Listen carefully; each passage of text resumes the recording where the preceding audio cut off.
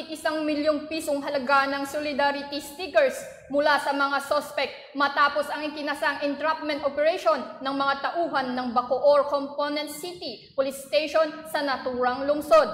Patrolwoman Angelica Ricating, ibalita mo.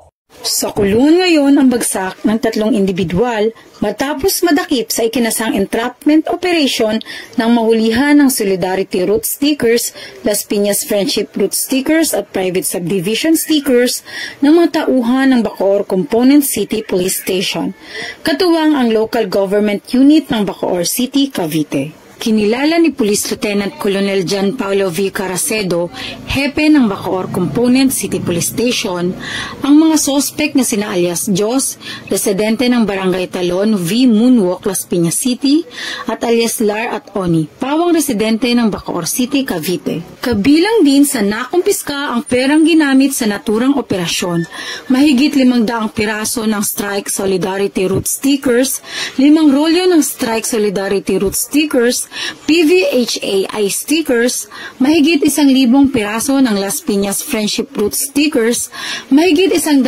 piraso ng BFRB stickers, 240 piraso ng BFFHAI stickers na nagkakahalaga ng 1,400,000 piso. Ang mga sospek ay kasalukuyang naharap sa kasong falsification of public documents, City Ordinance 255-2023, Solidarity Stickers at RA 7394 o ang Consumer Act of the Philippines. Sa tulong ng iba't ibang ahensya, pinapangako ng Bacoor PNP na bawat aksyon na kanilang ginagawa ay sumasailalim sa kanilang pangako na magtatatag ng isang mapayapa at ligtas na bansa na malaya sa anumang krimen tungo sa isang progresibong bagong Pilipinas.